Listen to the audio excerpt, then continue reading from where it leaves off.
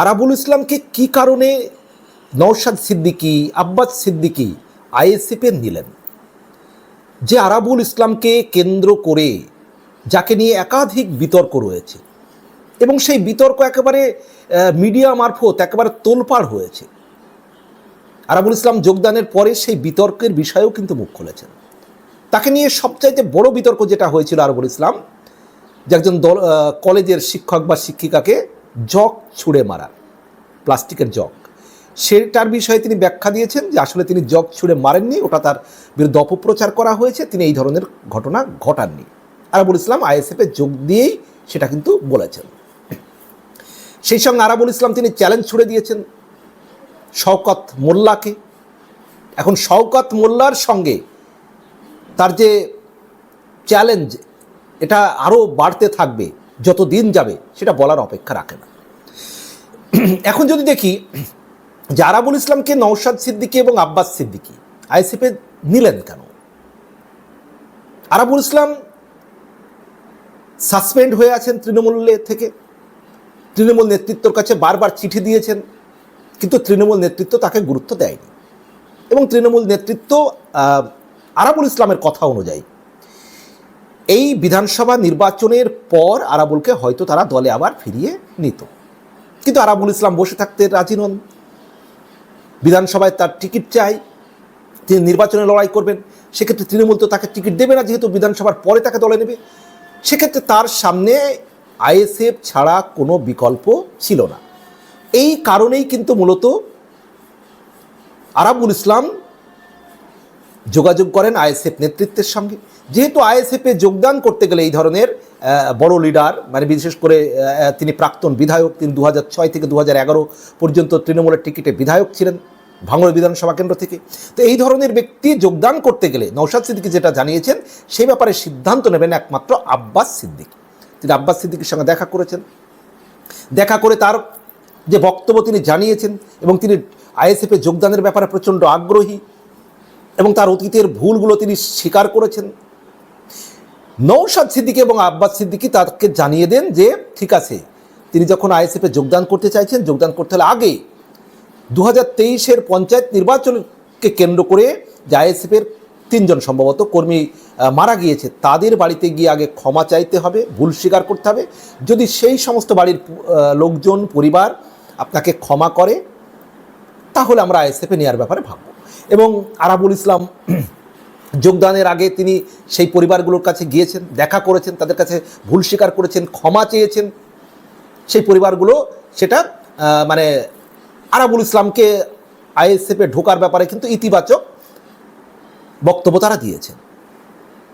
তারপর যথারীতি আইএসএফে ঢোকার পরে প্রশ্ন উঠছে যে তাহলে নওশাদ সিদ্দিকী, আব্বাস সিদ্দিকী তারা অনুমোদন দিয়ে দিলেন কেন? এই আরাবুলের বিরুদ্ধেই তো নওশাদ সিদ্দিকী অভিযোগ তুলেছিলেন 2023 সালে যে তার উপর আক্রমণ করেছে আরাবুল ইসলাম, তার গাড়ির কাঁচ ভেঙে দিয়েছিল। এই আরাবুল সম্পর্কে বহু অভিযোগ করেছেন নওশাদ সিদ্দিকী। এখন সেই আরাবুল ইসলামকে কেন আইএসএফ দলে নিল? নওশাদ সিদ্দিকী তিনি সাংবাদিকদের প্রশ্নের উত্তরে কি বলছেন? তিনি বলছেন যে এখন বর্তমানে তো জেল নেই, সংশোধনাগার রয়েছে, তাই মানুষ যদি কেউ সংশোধন হতে চায়, মানে সংশোধন করার জন্য সংশোধনাগারে যেমন পাঠায়, তেমনি কোনো মানুষ যদি সংশোধন হতে চায় তাহলে তার জায়গা আইএসএফে রয়েছে। অর্থাৎ আরাবুল ইসলামকে নওশাদ সিদ্দিকী সাহেবের কথা অনুযায়ী সংশোধন করতে চায় আইএসএফ। এখন আরাবুলের মতো মানুষকে সত্যিই কি সংশোধন করা সম্ভব? তাকে নিয়ে যে ধরনের বিতর্ক রয়েছে, এই যে জগ ছুঁড়ে মারা যে শিক্ষক শিক্ষাকে, যদিও আরাবুল ইসলাম সেটা অস্বীকার করছেন, তিনি তার ব্যাখ্যা দিয়েছেন, আইএসএফে যোগদান করেই তিনি তার ব্যাখ্যা দিয়েছেন। কিন্তু সেই সময় মিডিয়া, দেশের মানে শুধু আমাদের পশ্চিমবঙ্গে নয়, দেশ জুড়ে মিডিয়া যেভাবে বিতর্ক হয়েছিল, সেই বিতর্ক কি মানুষ ভুলে যাবে? এই আরাবুল ইসলামকে একসময় তৃণমূল নেতৃত্ব তাজা নেতা বলে আখ্যায়িত করেছিল, তাজা নেতা। একাধিকবার তাকে জেলে যেতে হয়েছে, এই তৃণমূলের আমলেই তাকে জেলে যেতে হয়েছে একাধিকবার, বহু মামলা তার বিরুদ্ধে।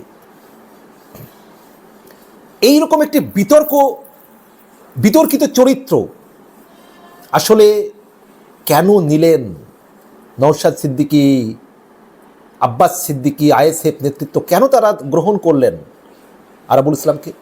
এবার আমি মূল কথাটি দেখুন, রাজনীতি এমন একটি জায়গা যেখানে আপনাকে ভালো মানুষ লাগবে, যেখানে আপনাকে শিক্ষক লাগবে, মাস্টার লাগবে, কবি লাগবে, সাহিত্যিক লাগবে, সাংবাদিক লাগবে, ব্যবসায়িক লাগবে, সব ধরনের মানুষ লাগবে। ওই এমনকি দলে আপনাকে মানে গুন্ডা বাহিনী হাতে রাখা লোক, সব ধরনের লোক লাগবে। কংগ্রেস দলে এই ধরনের লোক নেই, দেখবেন বিজেপিতে নেই, তৃণমূলে নেই, সব দলে থাকে।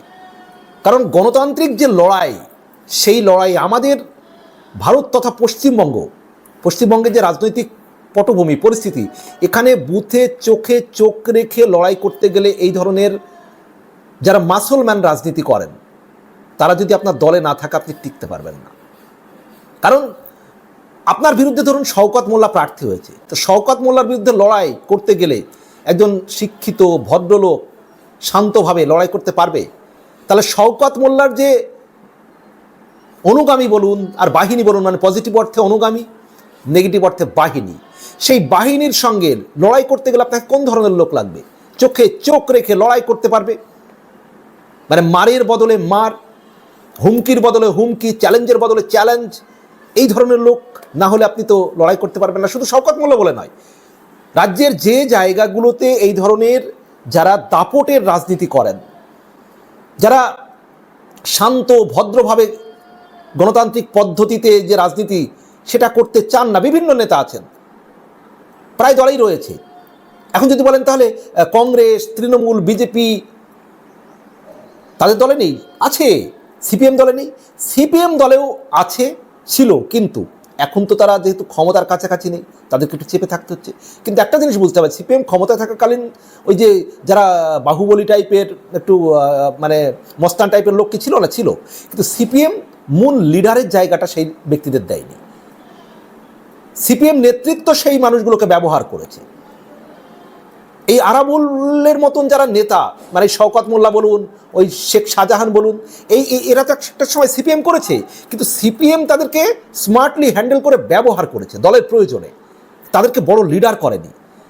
কিন্তু তৃণমূল কংগ্রেস ক্ষমতায় এসে কী হয়েছে, যে সমস্ত লোক মস্তানি করত, যে সমস্ত লোক মূলত পার্টির নেতাদের কথায় ব্যবহৃত হতো, তারাই এসে লিডার হয়ে গেল। তো একজন মাসলম্যান বাহুবলী মানুষ তিনি যখন নিজেই লিডার হয়ে যান, পরিবেশ পরিস্থিতি কেমন হবে? যার ফলে তৃণমূলের শাসনকালে এই ধরনের মানুষের দাপট বহু অংশে বেড়ে গিয়েছে। এখন আইএসএফ নেতৃত্ব মনে করছে যে তারা সংশোধন করবে, দেবে, আরাবুল আরও ভালো কাজ করবে, আইএসএফে এসে আগের বিতর্ক, আগের ভুল ত্রুটি অন্যায় যা করেছেন সব কিছু ভুলে গিয়ে সংশোধন হয়ে যাবেন আরাবুল। ব্যাপারটা কিন্তু অত সহজ নয়। আসলে আরাবুলের মতন মানুষকে না নিলে দলে, আইএসএফও কিন্তু তৃণমূলের সঙ্গে লড়াই করে, চ্যালেঞ্জ করে, চোখে চোখ রেখে রাজনীতি করা কঠিন। আর রাজনীতি বাস্তবের এমন একটা জায়গা, এখানে আপনাকে সব ধরনের লোক দলে রাখতেই হবে। এছাড়া গণতান্ত্রিক যে রাজনীতি, ভোটের যে রাজনীতি, বুথের যে রাজনীতি, পাড়ার যে রাজনীতি, চোখে চোখ রেখে লড়াই করার যে রাজনীতি, সেটা না হলে আপনি করতে পারবেন না। যার জন্য এই আরাবুলের মতো লোকদের যে কোনো দল নিয়ে নেবে। হয়তো সব দল লিডার করবে না, কিছু দল লিডার তৈরি করবে আর কিছু দল ব্যবহার করবে। এখন প্রিয় বন্ধুরা, এই বিষয়টি আপনারা কীভাবে দেখছেন অবশ্যই কিন্তু কমেন্ট বক্সে জানাবেন। তবে হ্যাঁ, একটা বিষয় আমি অবশ্যই বলবো, আরাবুল, আমার যেটা ধারণা, আমার এই কন্টেন্ট পাবলিশ হওয়া পর্যন্ত সেটা হয়েও যেতে পারে, আইএসএফের প্রার্থী পাচ্ছেন। আমার যেটা ধারণা, আরাবুল ইসলাম প্রার্থী পাবেন। এখন তিনি কোথায় থেকে প্রার্থী পাবেন সেটা এখন পর্যন্ত নিশ্চিত বলা যাচ্ছে না। ক্যানিং পূর্বে প্রার্থী তিনি হলেও হতে পারেন, কিন্তু আরাবুল ইসলাম তিনি প্রার্থী পাবেন আইএসএফ থেকে, আমার যতটুকু খবর মানে জানা আছে। এখন এই বিষয়টিকে আপনারা কীভাবে দেখছেন জানাবেন, আর আমার ছোট্ট ইউটিউব চ্যানেলটি সাবস্ক্রাইব করে পাশে থাকবেন। সবার জন্য শুভকামনা।